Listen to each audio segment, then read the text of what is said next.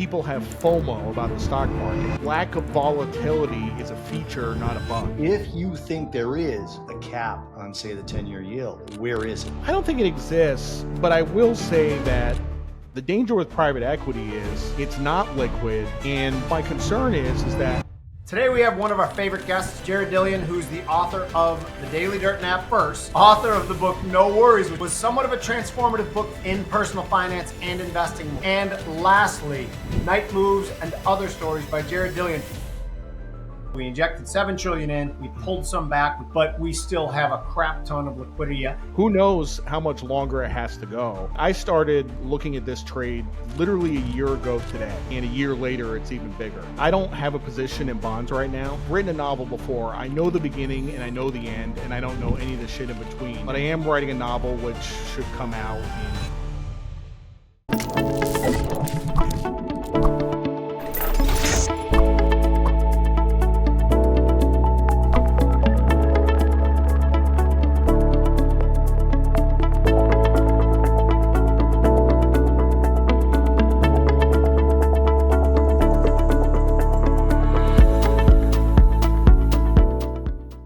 Welcome back to The Future's Edge. I am Jim Iuorio. That's Bob Iaccino. Today we have one of our favorite guests and friends of the show, Jared Dillian, who's the author of the Daily Dirtnap first, No Worries, which is a book. I was getting to that, Bobby. I know, I'm putting it up. Okay, I got mine too. I was getting author of the book No Worries, which I believe was somewhat of a transformative book for me in personal finance and investing. We'll talk about that on the show. And lastly, Night Moves and Other Stories by Jared Dillian, which is, okay, it's different than a normal finance book. It is a book of short stories that are a ton of fun. The thing I like the most about it is that, like, each one of them is thought-provoking, and then it ends, and then you move on to the next one. It pushes you in a different way, which I think is very, very cool. But anyway, how are you, Jared? I am doing great. Thank you. Good. Now, there's one more thing before we get to the tough questions. I want to thank you guys for the support you've given us on this. It's beyond our wildest dreams how much this has exploded in popularity, how many people watch it, how many people download. And yes, I'm getting to that too, Bobby. And remember, our favorite sponsors, Hardcore Italians, use the link that we provide, get 15% off, and use our specific promo code, which is, Bobby? FU. Which, of course, stands for Futures Unfiltered. But thank you guys. Finance Unfiltered. Finance Unfiltered. Exactly. This is one of my favorite things. My wife got me this with the 15% discount using the code FU. It's the Italian-American flag that they made up, which I kind of like. Go on the website. Even if you're not Italian, you'll think some of the stuff is funny. Before we get to talking about the new book, I want you to know that I was serious when I said there's two different accounts now that I invest with the method that you exposed me to in No Worries. I think it's unbelievable. And by the way, so it's been about a year since we've talked to you. Do you have a statistics on the last year of the portfolio of the five things that the 2020, 2020? I don't, but just going through it, gold and stocks are both up about 25, 26%. Cash will give you about 5%. Bonds will give you about 5%. And real estate, actually, I don't know. I'm guessing in somewhere around 15% or something like that. Mm-hmm. So my guess is the awesome portfolio is up high teens this year, you know? But, you know, the funny thing about the awesome portfolio is these, in years when it's up, it's actually harder to hold because people have FOMO about the stock market. Damn like straight. If the S&P is up 26 and the awesome portfolio is up to 18, you're like, I'm a dumbass. I should have been in the S&P, right? But then you have the bad years and the S&P is down 25 and the awesome portfolio is down 8 and it saves you. So that lack of volatility is a feature, not a bug. I wanted to ask you about a couple of things I know that you've mentioned before. And to be honest, I'm not sure if I saw you say something about it in the past on a different show or if you happen to mention the beginnings of it when you talked to us last year. But we talked about a potential bubble in private equity. And I just found out that you have a white paper out, right? I have a white paper out, and I also have, if you go to this website, shortprivateequity.com, honestly, you have to do this. Go to shortprivateequity.com. It's the Drudge Report. It's basically like a Drudge style website with a bunch of links and headlines for like private equity blowing up. It is the best thing ever. And on the top, there's a banner ad where you can get the white paper on private equity. So it's, yeah, I love it. And the funny thing is that this website gets traffic, right? Like it gets traffic every single day. There it And is. when it does blow up, I mean this thing is going to be like, it's going to be like youwalkaway.com during the housing bubble. I mean, the thesis is it's a bubble. Um, like private equity made sense in 2015, right? Because interest rates were zero, you could borrow at zero, and you can buy companies for 4 times EBITDA. And now interest rates are 5%, and you're buying companies for 12 times EBITDA. It doesn't make any sense. And we're rolling up companies at higher and higher multiples, and there's no exits, and there's nobody left to sell to. And there's 17,000 private equity firms in the United States. 17,000. And it's become like, look, like who's that guy on the Bears, Caleb Williams, right? Like he, like before he even set foot on the football field, he started a private equity firm, right? He called it 888 Midas, right? Like, come on. I mean, there's celebrities involved, there's athletes involved. It really it's like any other bubble. It kind of reminds me of housing in 2006. So who knows how much longer it has to go. Like I started looking at this trade literally a year ago today. Like December of 23, I started looking at this, and a year later it's even bigger, right? And that's even before you talk about private credit. So In the run up to the housing crash, it became apparent that everybody had the exact same trade on. Do you see similarities that reverberate through private equity that they all have the same trades on? yeah, I mean, look, like the thing about private equity that I think is different from the housing crash, the financial crisis was actually, it didn't take very long. It was over very quickly. It lasted 21 months from the summer of '07 to March of '09, right? Which is actually very fast.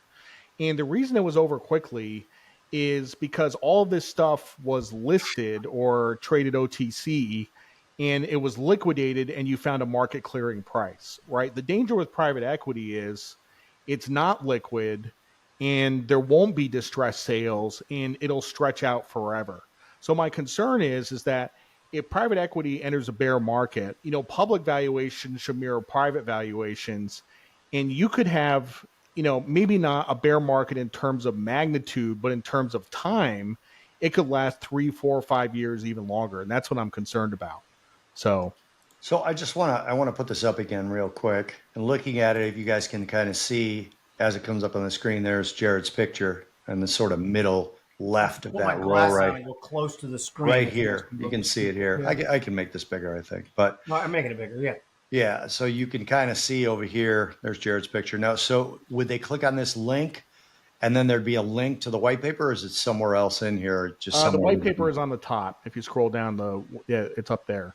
So you just got to put your name and your email and you get the white paper. So, Download now. In this Yeah. area right here. yeah. Right. Okay, so so here you can see The Big Short 2.0. So if I were to ask you, which character are you in The Big Short in sort of this example? Are you more of Steve Carell's character of Paul?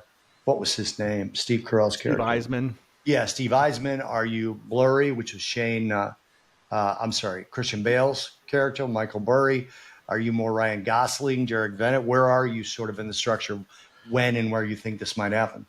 Well, unlike all these guys, like I'm not managing money. So I'm kind of like, on the outside looking in, just kind of carping about this. I know of a handful of hedge funds that are shorting the publicly traded private equity names. The short interest is almost zero. Like on Blackstone, the short interest is like 2 or 3%, and the stock is up like 70 or 80% this year, maybe a little less. Like it is this. We are still in the very early stages of this. Like this is probably like 2004. So you're more of, I know you're not managing money, and I'm sorry to interrupt you, but so you're more of the Christian Bale character where you like notice this. Yes. And you're trying to get the word out there. You're Yes. not like, you're not the guy saying, let me ask 10 other people and see if this is correct. And you're not like Ryan Gosling's character where he was like, yeah, everybody's doing this, so we should get everybody involved. This is something you're discovering and you're sort of leading, sort of blazing the trail on. Yeah, I mean, Burry was very early. There's a scene in The Big Short where he's going through spreadsheets and he's going like LTV 95%, LTV 90%, and he's looking at all the defaults on these subprime mortgages. And then he makes a call to a broker and he says, I want to short the housing market. And the broker is like, the housing market is bulletproof, like you're insane. And like that's like the beginning of the movie. You know, what are you worried about in this thesis? Again, you're not short it right now. You're not managing money. What are you worried about in this thesis where it's like, okay, this makes me wrong, at least in the short to medium term?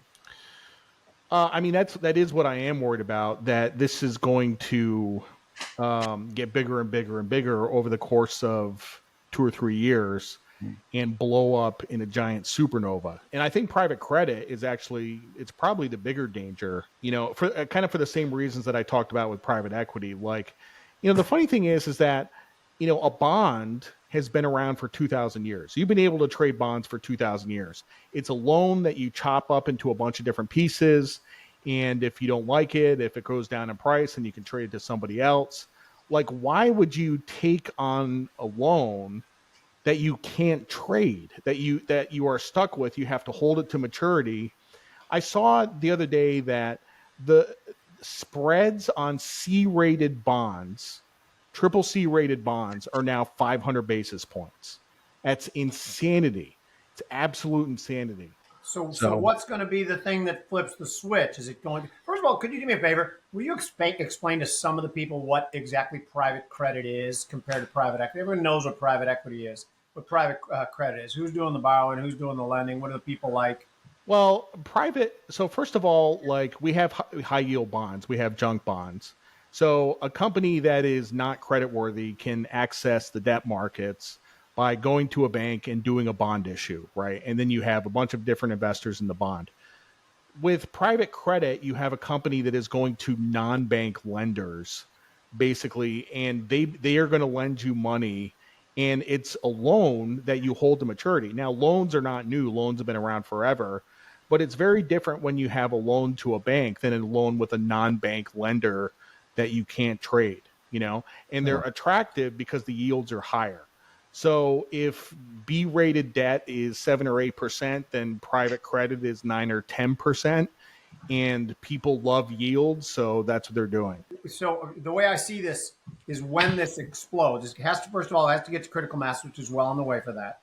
And then all of a sudden, a shift in the economic condition, like something, the switch flips, and all of a sudden we start heading into a recession where one bankruptcy, one inability to pay, then reverberates through the system. Is that what you're seeing as well? Yeah, I mean, basically the default rate is pretty close to zero right now. And in recessions, the default rate goes to 8 to 12%. Probably what needs to happen is we need an economic slowdown. We need a recession. We need companies to default, and that basically starts a chain reaction, you know? So. All right, so we're talking the day before the FOMC's 2-day meeting ends. And so this is going to be kind of an unfair question. I think we've got a new SEP, which for everybody else, summary of economic projections. That's what we all call the dot plots, right? So obviously we know they're going to cut 25 basis points. And this particular meeting, just like every other meeting, statement and press conference are more important than the action. But this one, I think the SEP is more important than probably the last at least 3 meetings, right? The Fed has said they can't change anything until they see what President-elect Trump is actually going to do. Do you think that's BS? Do you think there's no surprises in the SEP? And again, you guys watching this, we already know the answer, right? But I'm just curious as to whether the Fed can anticipate or will anticipate and sort of leave themselves some wiggle room, or if you think they won't. Well, first of all, you're correct in saying that the dot plot and the directive are more important at this meeting than any other meeting, right? Because we're doing 100 basis points of cuts. We did 50 and 25 and 25. Mm-hmm. Trump's getting inaugurated in January, and then everything is kind of unknown, right? So what I'm looking for in the directive is statements like data dependent or staying vigilant about inflation. It could be a dovish or a hawkish directive either way. The curve has 50 basis points of cuts priced in 2025. That can easily get priced out tomorrow for sure. So on top of that, I'm curious. I think rates probably need to go lower, especially on the long end. And we can go into that, but this show's not about me. You only have to go back to, and again, today is, what the fuck is today's date? Today's the 12th, 17th, 26th? I don't know. 17th. Today's the 17th of December. And you only have to go back to the 6th to see a 10-year at 415. It's settled today somewhere around 440. You only have to go back to early October. I think it was October 4th to see a 10-year settle below 4%. If you think there is a cap on, say, the 10-year yield, where is it? I don't mean when, but where do you think it is? Or it doesn't exist? I don't think it exists, but I will say that, I don't have a position in bonds right now. I did catch that move from 450 to 415 and I'm out. I don't have a position in right now. I think you have to ask yourself, what would surprise people the most? A 10-year at 5.5 or a 10-year at 3.5? I think a 10-year at 3.5 would surprise way more people, Yeah, I agree. and that's the more likely outcome, I think, just on the basis of that. So to add to Bobby's question, a 10-year at 5.5, I have long argued that the Fed will step in at some point. I don't know when the Fed would step 100% in. agree. 100% Yeah, 100%. agree. So to me, I think between 5 and 6, it's somewhere in that magic area. That's a pretty reasonable assumption, right? Yeah, and also, let me understand that. You say the Fed will step in to stop it from moving to 6? Yeah, to buy bonds. Okay, thank you. Go ahead. So I don't disagree. I think the number might be a little bit higher, but JD Vance did an interview with Tucker Carlson leading up to the election, and JD Vance was talking about the bond market. Now, he doesn't know. I mean, he's a smart guy, but he's not a bond trader. And Tucker Carlson asked him what he was going to do about the debt problem. And he was a little coy about it. And he said, well, we're going to hire a bunch of smart people at Treasury. And I heard that and I was like, that sounds like yield curve control to me, right? That sounds that sounds like the Treasury and the Fed are going to work together to cap yields. So that could be the biggest surprise of 2025, You've spoken in the past about your appreciation for the choice of Scott Bessent, right? First of all, do you know him personally? And if not, do you think he would be for or against based on what you know of him, yield curve control? I don't know him personally.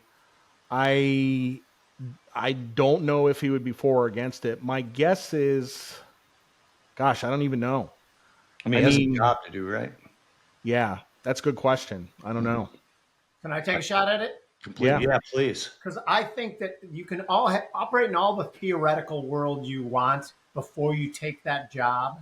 And I don't know Scott either. I do know a mutual friend of Scott and I's was the one who recommended him for it. I mean, you guys could probably easily figure out who that is.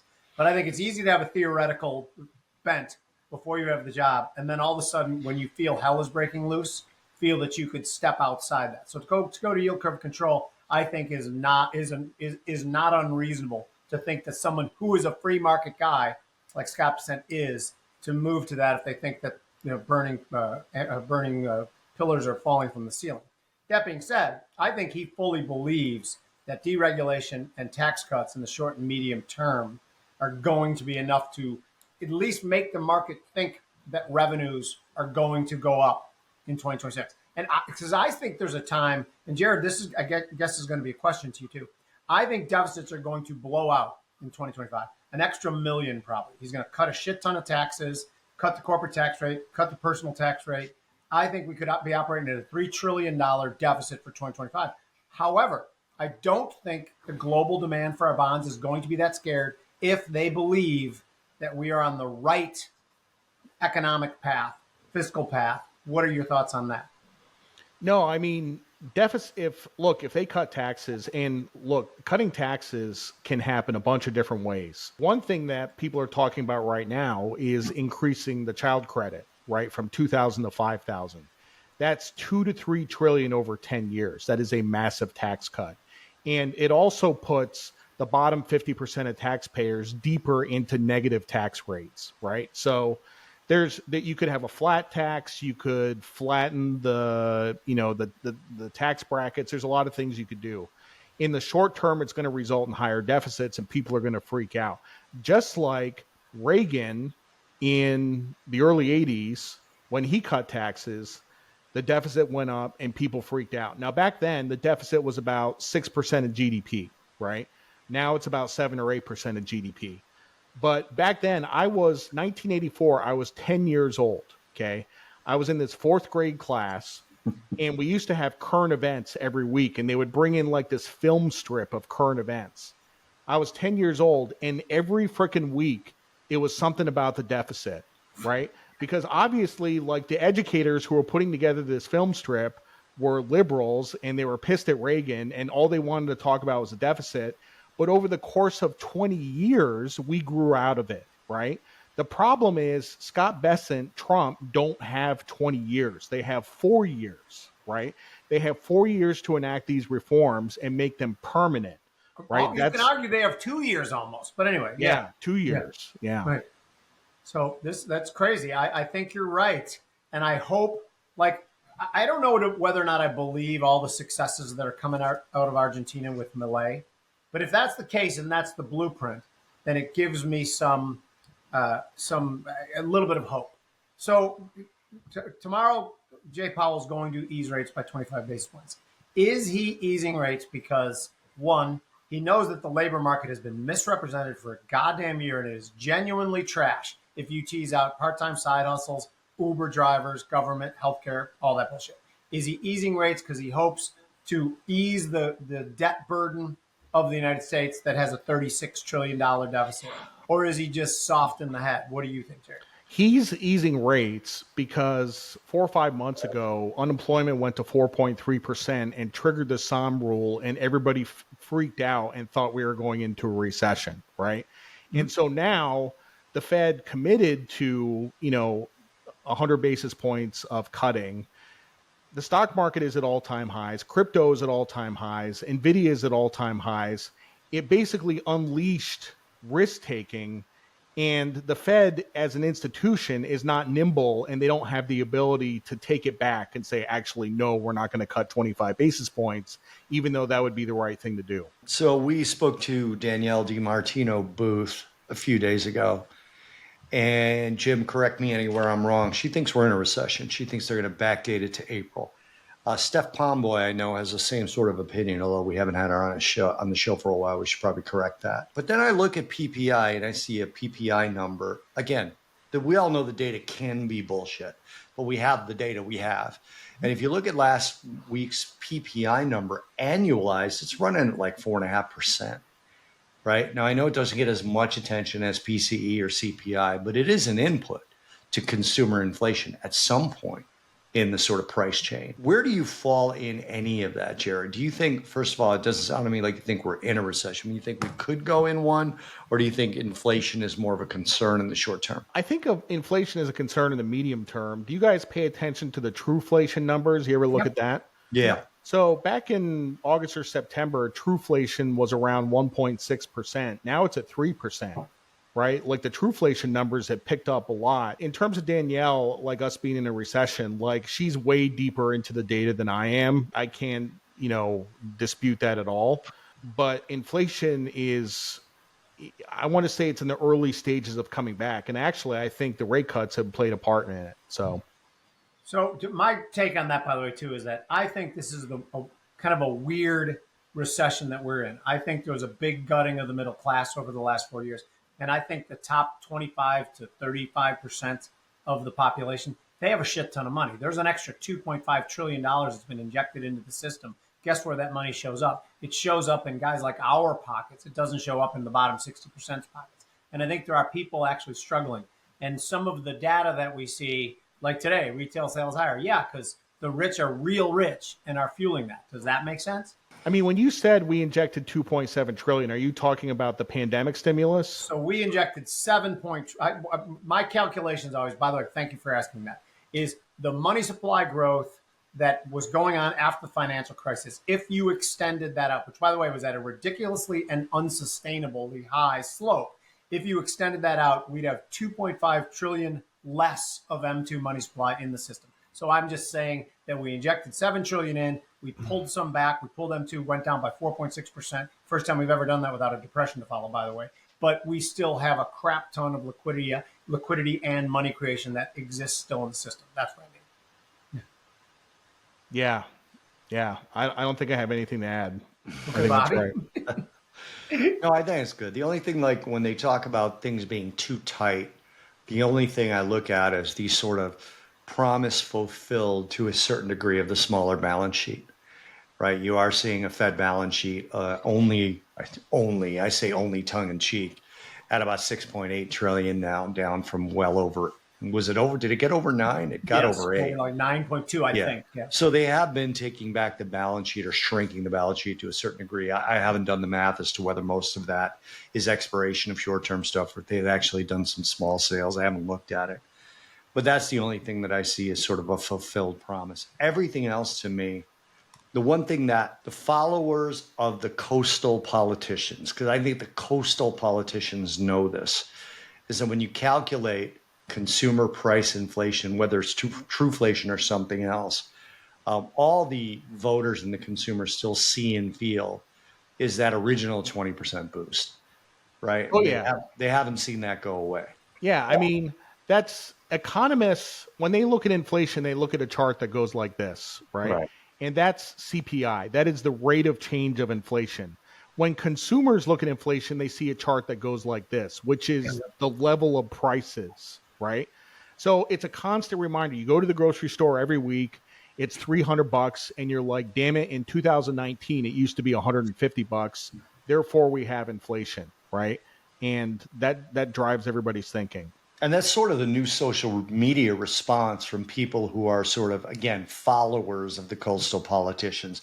I don't want to call them left or Democrats or any of that. I'm just saying people who sort of want to defend that because they say things like, well, you know, if you look at inflation, it always goes up. So what are you complaining about? They sort of ignore the steepness of the recent curve starting in about 2020. I know we have more financial stuff to talk about, but I have to ask you about night moves.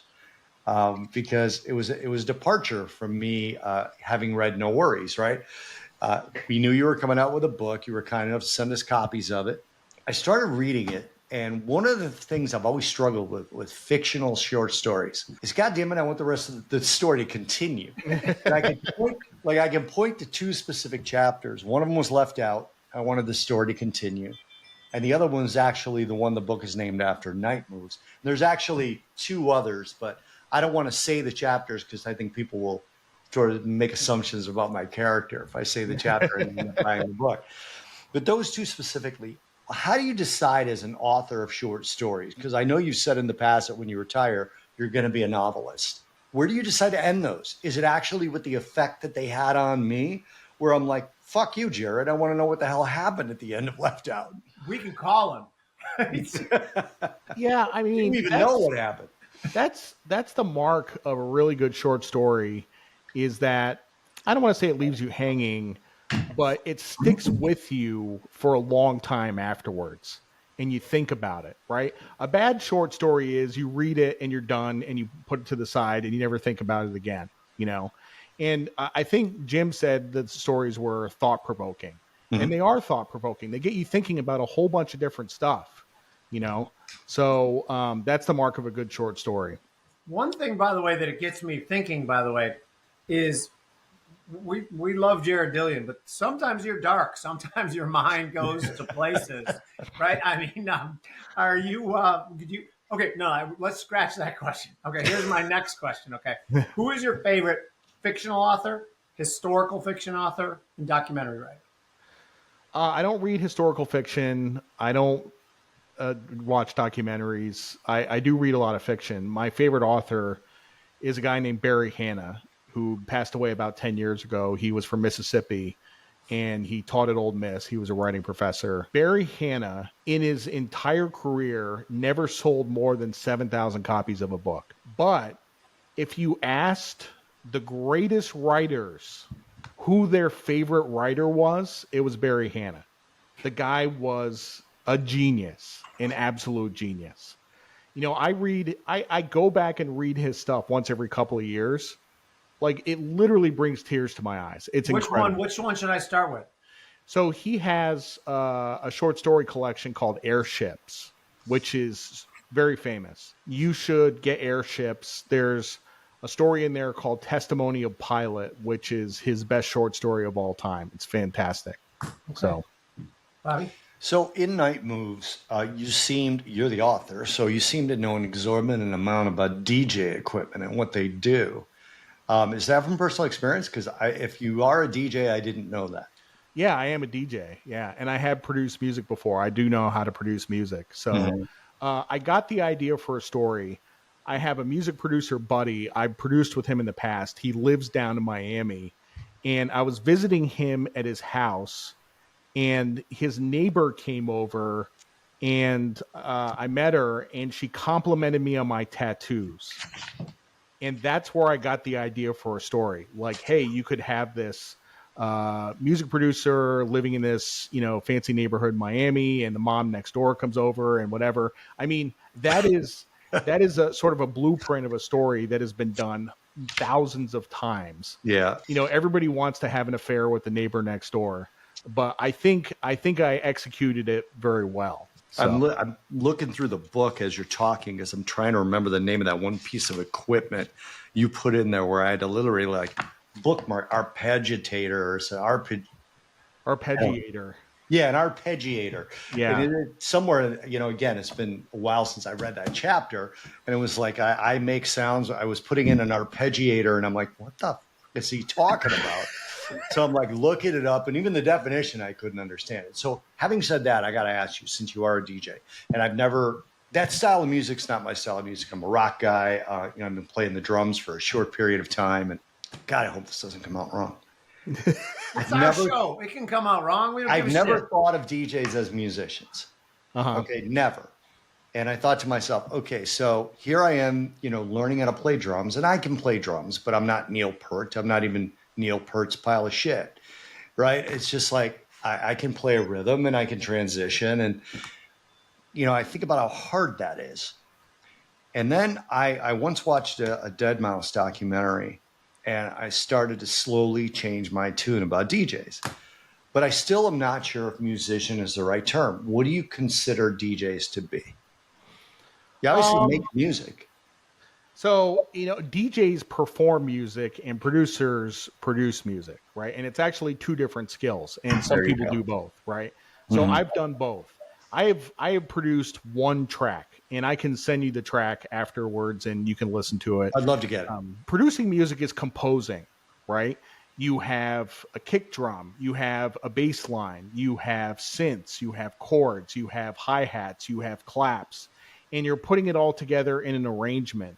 And for me, being a musician, like, composing music is actually easy to me.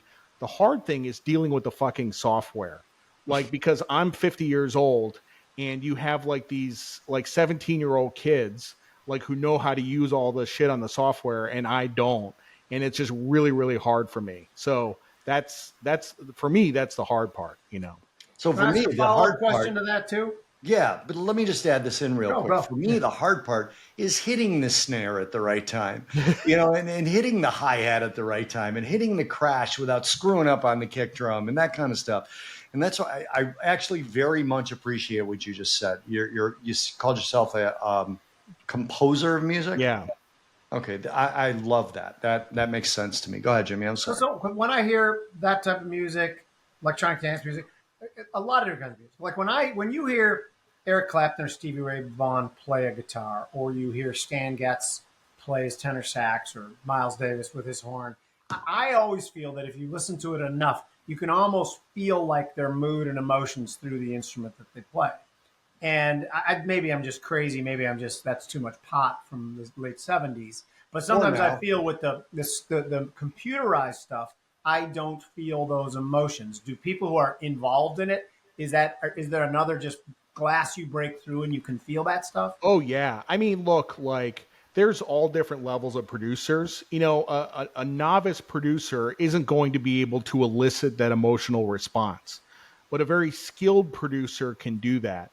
There's there's electronic music tracks that I listen to and I just cry. Like they're just incredible. Okay. That's And interesting. some producers, I mean, you know, a lot of people underestimate the amount of discipline it takes to create these tracks. People will spend 6 months on a track making it perfect, right? It takes a lot of discipline. I would say it's different than actually performing live, like, you know, playing drums or guitar or something like that, but it is an equal amount of discipline. Well, see, that's the thing. Like in that particular chapter, Jimmy, in Night Moves, the DJ character talks about how he doesn't want to get involved with the mom next door. Now that you brought it up, Jared, I don't want to give too many spoilers, but he doesn't want to get involved with the mom next door because he's busy 17, 18 hours a day sitting in front of his computers. So he's not dating. He has no social life. And he's really like, I mean, you could feel the awkwardness in the story that he feels when she invites him over to dinner, worried about if the husband is going to be there or not. And so I guess from that particular, I could totally see that discipline being part of a DJ. Jimmy, to your point, I don't feel any emotion for jazz at all. None. Okay. I do for classical piano, but not classical music. Interesting how different strokes. I do for classical violin, but not from an orchestra of classical music. You know, it's weird. And I don't feel it from, you know, electronic dance music either, but I Do you could feel it totally from see Louis being a Prima, thing. his band, when he sings? You feel the emotion. You know, it's there. funny. So I grew up with Italian music spoken in Italian. So I don't feel it with Dean Martin. I don't feel it with a lot of Italian music spoken in English. Oh, really? But Louis Prima does do some Italian songs, which aren't popular. C'è la Luna, yeah, right. Yeah, which aren't popular. So, I mean, sort of, but that's more of a cultural thing. But again, like when you talk about a short story author, do you expect any of these specific short stories or any short stories you write in the future, or, you know, maybe you've written already, to turn into that novel you release, or no?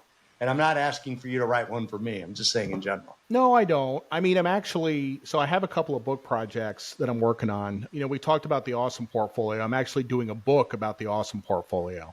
So is that going to be a finance book again, or is it That's a going to be finance book. Yeah. Okay. So I have a contract for that book. But after that is done, I'm going to be writing a novel. And I've started it. I've written like 7,000 words. Novels are hard. You know, it's usually when I've written a novel before, I know the beginning and I know the end, and I don't know any of the shit in between, and I just kind of figure it out as I go along. But I am writing a novel which should come out in 3 years or something like that. So Well, call us when it does, Jimmy. Well, I want to be a character in it too. It could be just a doorman or something too. I don't think that's a tall ask. I would add something too, as long as we're doing book reviews here. Ken Follett, historically one of my favorite actors, probably written about 20 books. I've read most of them twice. Just finished his new book. It was the most asinine ending of a book I've ever seen. It was literally like someone said, Ken, you got to turn this in 10 minutes. Can you just wrap this whole thing up? And it was just awful. So I don't know if that man's losing his touch. Have either of you guys read any of his work? Pillars of the Earth, Apologize? Okay, well then that's completely. So, what other stories did you guys like out of the collection? You said Left Out. The first one about the lotto winner, I loved. It was so painful to me to go reading it. Like it literally gave me like anxiety. Like I'm like, no, no. I thought it was an amazing story. Robert? Yeah, I think Left Out was probably my favorite. Night Moves was up there. Creep was great. Yep. Creep was really, really good. And then the one I don't want to mention, which you could probably figure out because I don't want anyone assuming things about my character. Amanda. This one I'm not mentioning is the one I wanted to, and like I wanted to see more of the most of all the ones. The one with the neighbor lady? No, that's yeah. Night Moves. That's Night Moves. Yeah. It's early in the book. I'll leave it at that. Okay. I don't want people to make assumptions of my character. You got to buy the book and read it. And I think most people who know me personally will figure it out fucking immediately. This is the book. I'll put it up there. No, it's really good. Let's just say that it's an innocent girl gone bad. How's that? Yep. I think Jared knows exactly which one I'm talking about. But that's the one I wanted to see end, because like at the end of it, I'm like, come on, really? What happens? Does it get worse? Does it get better? Come on. I was really upset. But it, Brings up a to question. your point, it Oh, gave you me go, you that go. feeling of a cliffhanger in a, a binge watch series that it gave me the feeling of Yellowstone season 5, where I'm like, what do you mean I got to wait till next November to see season 5 end? Which, by the way, I don't like this particular direction it's going in at all. If I'm the only one who watches it here on this show. When you end a short story, like, are there some you were like, oh shit, that's brilliant, and some are like, that'll do. Like, how does that mindset work? A lot of times when I'm writing, I actually don't know what direction it's going to go. I'm shooting for about 5,000 words for a short story for a reason. Like, if you submit them to literary journals, they usually have to be around 5,000 words. So I'm shooting for around 5,000 words, which is about 20 pages. And I don't know. I just generally get to a point. You mentioned Left Out, the kid on the Little League team. Like, I actually had a design for that when I started. Like, I knew that was how it was going to end. So I wrote a book that got rejected. And to Jimmy's point, the working title was Rent the Bull Market, Don't Own It. And we probably give you an idea of what my average hold time in my active account's 26 days. So that was basically what I was trying to describe, is why. And apparently the rejection letter was 2 reasons. Number one, was too short, which annoyed me, right? Because I'm like, okay, I guess I can fill this with fluff, but why? I guess it was more of a magazine than a book, right? But the second reason I kind of understood. They said you kind of gave away the ghost in the beginning, and then the rest of it was just how you got to the solution that you got to, that you already gave away in the very beginning. In the rejection letters that you've gotten, Jared, if you've gotten any, what was the most common thing and what did you learn from it? I've gotten hundreds of rejections, and I would say 96% of them, I don't get any feedback at all. Sometimes I get 4% of the time I get feedback. I've gotten feedback. I submitted Hit and Run about the guy with Hit and Run OCD. The feedback was, there's too many stories of teachers. Right, good story, but there's too many stories of teachers. So what, you're supposed to make him a fireman and then it might be considered? Oh my God. I submitted The Crash, right? About the real estate guy who is bipolar, and right. I submitted that one. The feedback was good story, but we didn't like the shifting point of view halfway through the story. So whatever. Like, the funny thing is that out of all these rejections, I was like, screw you, I'm just going to do it my way. And I published all these stories, and everybody loves them the way they are. That's what I took away from that. So is this self-published? Is that what it is? It is. And here's the amazing thing. Short story collections do not sell at all. Like, publishers hate publishing them. The average short story collection sells 300 to 500 copies. That's it. This one sold 2,200 copies. Self-published story, Night Moves, self-published story collection. And it's gotten great word of mouth. I sell 3 to 5 copies a day, even still. It continues to sell. So, yeah. So I win. So, Jimmy, I'm sorry. I feel like I'm just jumping in every 2 seconds. But I want people to go out and get this. And the reason is, if you have, one of the problems I have with fiction, okay, is the opposite of what I just complained to the author of this fucking book about, is that I get a quarter of the way through the book, 3/4 of the way through the book, and I'm like, okay, I need to know what happens here, right? Which is basically the same thing, Jared, that I just complained to you about, is that I wanted these short stories to be longer. That's the problem I have with fiction. I don't have that problem with nonfiction. For any of you that sort of have developed OCD as I have from Twitter or anything else that you spend your time on, or even the show, which is only an hour, these end. Like, each one ends. So it's literally like watching, how many chapters are in here? I don't even remember.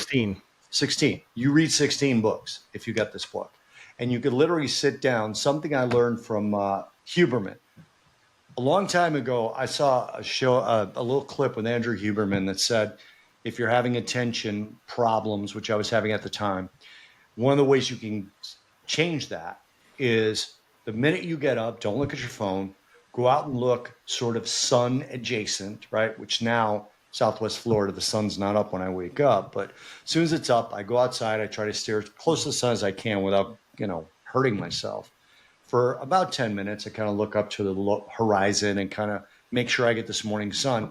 And then the second thing I do, or I should say it's the first thing I do this time of year, is read 10 pages of a book, right? And you can in this book, I didn't do 10 pages. I did a story and I put the book down.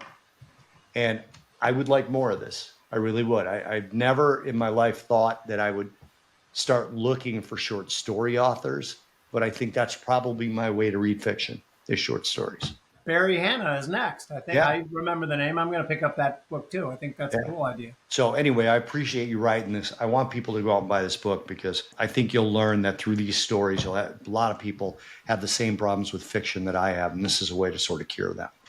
Can we jump quick back to No Yes, Worries? please. No, just so I know last time on the show, and again, the Awesome Portfolio is one part of No Worries. The book No Worries, I think, is a fabulous book, particularly for young people. I bought several copies of it for young people in my life because I think it's a really interesting thing. I'm going to get that off the shelf and show that one too. Yeah, show that one. I got that one. I listened to that one, so I don't have the hard copy of that. Is it okay to go over what the Awesome Portfolio is made up of, why we do it, how we do it on this show, or do you think that's giving away too much? It's fine. No, that's fine. Yeah. Okay, please, can you describe it? Because again, like I said, two of my different accounts I have arranged in the Awesome Portfolio manner to be rebalanced in that because I'm just so intrigued by the notion of an average of 8% with max drawdowns of 12% over the last 75 years. I got that part right, didn't I? Yep. Okay, so you go. Yeah. Awesome Portfolio is 20% stocks, 20% bonds, 20% cash, 20% gold, and 20% real estate, right? Mm-hmm. The whole philosophy behind it is the way that people will save for their retirement today is totally screwed up, right? Basically, people have an index fund, they have the S&P 500, and we tell them just hold on, just dollar cost average, invest on the way up, invest on the way down. No matter how big of a drawdown you get, you keep investing. And when you retire, you'll have 10 million bucks. That's the advice that people get. Okay. People can't hold on during the drawdowns. They can't. If you invest in an index, you get the returns of the index, which are about 9.7%, but you also get the volatility of the index, right? The S&P 500 moves about 1% a day on average. On average, it moves about 16% a year. Sometimes it goes down 50%, right? And you're telling people that they're going to watch their retirement account go from $1 million to 500,000, and they're just supposed to hold on. So even if they did hold on, why would you put yourself through that stress, right? It's going to be miserable. If you have a 40-year investing career, at some point in those 40 years, you're going to have a 50% drawdown. It's going to happen, right? And how you behave during that drawdown determines what you retire with. And and even if you could hold on, you'd just be miserable. So the Awesome Portfolio gives you, the purpose of it is it gives you the best returns for the minimum amount of risk in a strategy that is very easy to implement, right? Some people have created other strategies with like managed futures and like all this exotic stuff, and it's like this Rube Goldberg contraption. The Awesome Portfolio is simple: stocks, bonds, gold, cash, real estate, rebalance once a year, done. That's all you have to do. So my question for young people, Jim mentioned that he bought this for a bunch of young people, this book. My question to you is, when you say 20% real estate, I have two questions. Number one, like, for example, I have a friend who bought a house down here in Southwest Florida, 2019. That house doubled in theoretical value, right? But that's the gross value, right? So when you say 20% real estate, do you mean the net value minus loan, the loan? Yes, the equity. The equity. Okay, so that answers that question. So then what about somebody who doesn't have enough capital, like some of these young people that Jim's talking about, don't have enough, they're a renter, right? And they want to get started.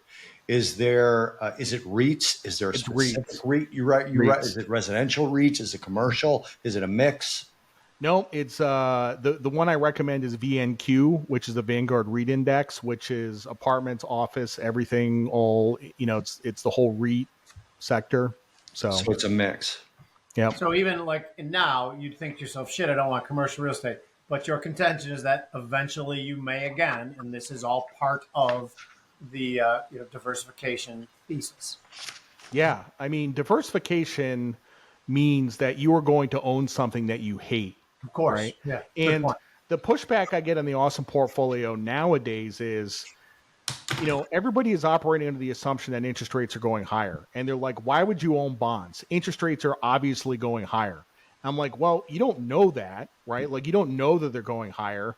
And at any point in time in the awesome portfolio, there's going to be something in there that you don't like, and you have to be invested in it. You can't screw with it. You can't exclude things because you have some stupid opinion about it. I mean, I'm not going to be one to regularly quote Warren Buffett, but isn't that part that you hate sort of going along with his be greedy when others are fearful because everybody else hates it? Yep. That's a great point. Okay, Bobby, got anything else? I'm done. Out, no, I'm good. I'm just going to hold these both up because you like when my face is covered. I like when your face is covered, just only because your face genuinely kind of makes me ill. Not yours so much, Jerry, but Bobby's. You've always hated when my face is better than there they are, both of them. Okay, he is Jared Dillian. He's the author of the finance book, No Worries. It is outstanding, particularly for young people. I love the awesome portfolio. He is the author of Night Moves and Other Stories, 16 short stories, which are fabulous. A great way to test your mind and send it in different directions because it does make you feel and it does make you think. This is The Future's Edge. I'm Jim Iuorio. That's Bob Iaccino. Before we go, we'd like to thank you. Our success is solely due to you people and the support you give us. The DMs, the retweets, all the support. You talk us up. We are currently the highest rated podcast on Spotify. Granted, there's only 50 ratings, but we have 5-star ratings from everyone who has rated our podcast on Spotify. We get about 100,000 views across platforms. We are new to Spotify. That's why we only have that few. Anyway, support our sponsors, Hardcore Italians. Use our promo code. Get a hat like Bobby has, but there's funnier shit like that on the website too. Even if you're not Italian, go look on the website. Something will tickle your fancy for a Christmas present or someone who is. Use our promo code FU. That stands for Finance Unfiltered. Nothing else. So get your heads out of the goddamn gutter. It's FU for Finance Unfiltered. Thank you guys for joining us. I'm Jim Iuorio. That's Bob Iaccino. That's Jared Dillian.